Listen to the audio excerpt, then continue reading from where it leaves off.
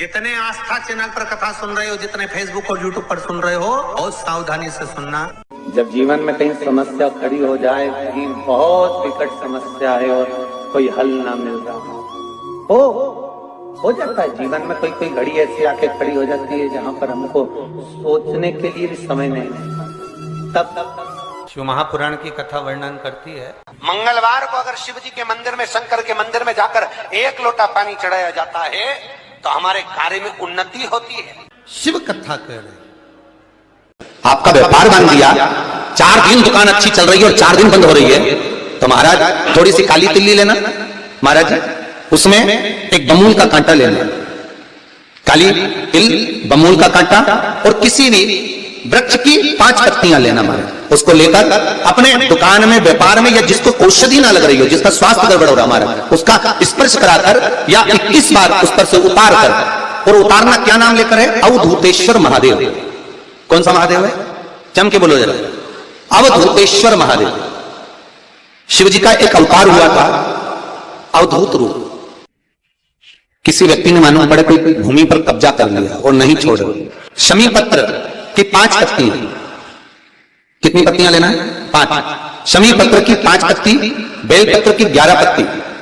मकर राशि में प्रवेश करते समय सूर्य का स्मरण करते हुए सूर्य पे से 7 बार घुमाकर भगवान शिव का नाम मंत्र लेते हुए, जो शिव महापुराण का मूल मंत्र है, श्री, बोलिए जम के, श्री शिवाय नमस्तुभ्यम। शिव महापुराण के मूल मंत्र का स्मरण कर सूर्य पर से घुमाकर शंकर भगवान के शिवलिंग पर जो समर्पित कर देता है और चढ़ी हुई एक बेलपत्र, शमी पत्र उस स्थान पर डाल देता है जो कब्जा नहीं छोड़ रहा, महाराज 6 महीने के अंदर वो कब्जा छोड़कर भागता नजर आता, छोड़ना ही पड़ता।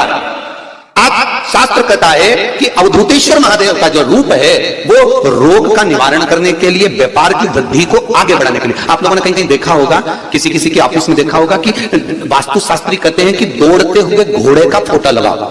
सुना है कि नहीं सुना? अरे बोलो तो सुना है कि नहीं सुना?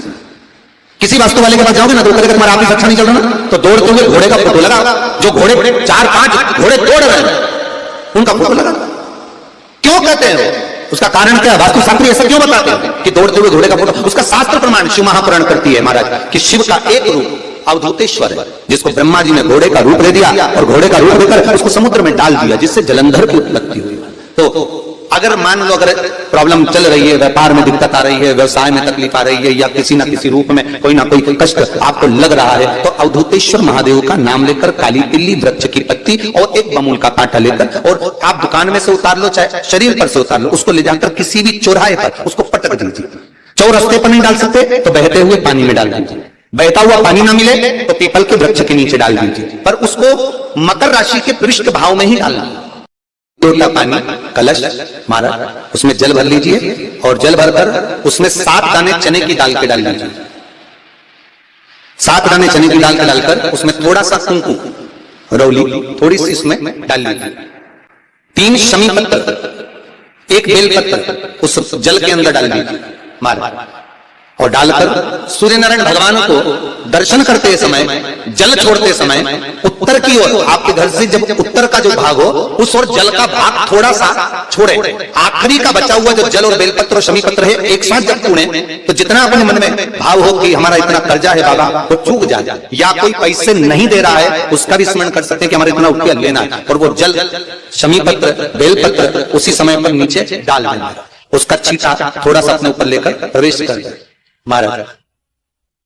ज्यादा से ज्यादा 5 महीने 6 महीने कहीं ना कहीं बाबा इसे कृपा कर देता है, कोई सहयोग, कोई धन, कोई संपदा, कोई व्यापार ऐसा बना देता है कि पैसा हाथ में आता है और कर्जा चूक जाता है। ये बाबा ही। और एक बात तो याद रखना, हमें किसी से लेकर नहीं देना कर्जा, भगवान से ये निवेदन करना है हमको कि बाबा हमको ऐसा व्यापार दे, ऐसा धन हमारा खुद का दे जिससे हम अपने पैसे से कर्जा चुका। मालूम पड़े इधर से लिया, इधर दे दिया, इधर से लिया, इधर दे दिया, राधे हमने इधर से लिया, इधर दे दिया, इधर से लिया, इधर दे दिया, तो उससे कर्जे का कोई चुकने का क्रम नहीं आता हमारा, उससे और कर्जा होगा पर चुकेगा,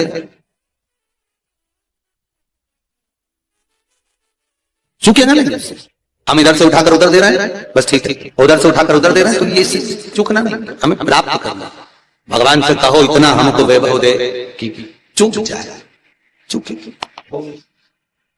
एक पार्थिव शिवलिंग का निर्माण शमी वृक्ष के नीचे करिए, फिर निवेदन करूंगा, जिसको मिर्गी की बीमारी हो, मिर्गी की तकलीफ आती हो, या चक्कर आते हो, फिट की बीमारी हो, या किसी भी रूप में आप काम करते हो और आपको भन्नाटी आती हो, चक्कर आते हो, उसके लिए शिव महापुराण में, सुंदर उमा खंड में और स्कंद पुराण में, दोनों में बहुत सुंदर वर्णन करा कि एक पार्थिव शिवलिंग का निर्माण शमी के वृक्ष के नीचे करते। फिर निवेदन करूंगा, शमी का वृक्ष जानते हो आप लोग? बेलपत्री के वृक्ष का जो निर्माण है वो माता पार्वती के नयन अश्रु से हुआ है। रुद्राक्ष के वृक्ष का जो निर्माण है वो शंकर भगवान के नयन अश्रु से हुआ है। और शमी वृक्ष का जो निर्माण है उमा और महेश, इन दोनों के मिलन से, दोनों के बैठने से, दोनों की वार्ता से जो नयन अश्रु बहा और दोनों का जो मिलन हुआ, उससे शमी वृक्ष की उत्पत्ति हुई है महाराज। इसलिए सारे वृक्षों में अगर श्रेष्ठता दी जाती है, 33 कोटि देवताओं की पूजन में अगर कोई पत्ती चढ़ सकती है तो वो शमी की पत्ती चढ़ सकती है महाराज। शमी वृक्ष की पत्तियां चढ़ सकती है। बेलपत्री तो आप दुर्गा जी को चढ़ा दोगे, शिव जी को चढ़ा दोगे, गणेश